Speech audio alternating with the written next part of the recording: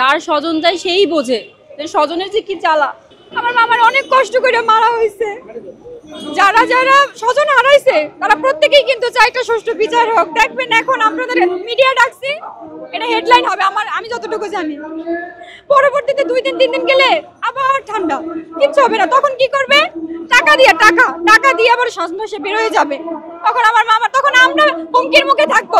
তখন দেখবেন কি আপনারা নিউজ করবেন আমাদের নিয়ে যে সোহাগের পরিবার নাই, শেষ। এই জন্য চাচ্ছি যেন এই দিনটা না দেখতে হয় আমাদের।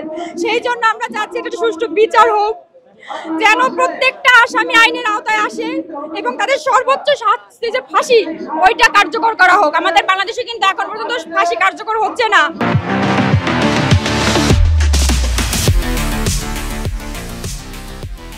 আমি চাই এই সোহাগ হত্যা দিয়ে প্রত্যেকটা আসামির ফাঁসি দেওয়ার মাধ্যমে যেন কার্যকর হয়ে যেন একটা দৃষ্টান্তমূলক শাস্তি হয়ে থাকে।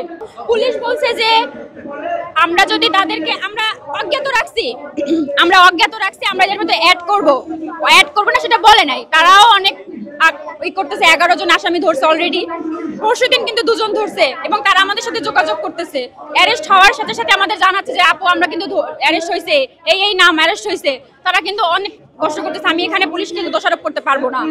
আর হচ্ছে তারা বলছে যে যদি বাদ দেওয়া হয় তাহলে আমরা এটা অজ্ঞাতনামা রাখছি, তাহলে আমরা অ্যাড করতে পারবো পরবর্তীতে।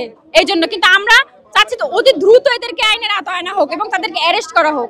হ্যাঁ, আর হচ্ছে গিয়া সারার হোসেন যে টিটু, উনি কিন্তু 2 নাম্বার আসামি এই মামলার। ওই সারার হোসেন টিটুকে অতি দ্রুত ওকে গ্রেফতার করা হোক এবং ওই যে আইনমন্ত্রী বলছিল না চিরুনি তল্লাশি দিয়ে ওকে অ্যারেস্ট করা হোক। আমার দাবি এটাই। দেখেন, আমরা কোনো দল না কিছু না, আমরা নির্বিশেষে একজন মানুষ।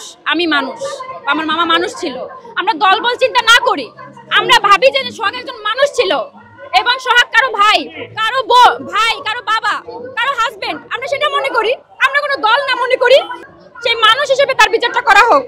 এখন ওই যে আজকে 12 দিনে পড়ছে, খাবার কি ঘুম কি ওগুলো কিছু কাজ করে না মাথায়, খালি মাথার মধ্যে যে আমরা কবে সুষ্ঠু বিচারটা পাবো, কবে আমার ভাই বোন দুইটা বলতে পারবে যে না আমার বাবারে যারা মারছে তারা সুষ্ঠু বিচারটা হয়েছে তাদের।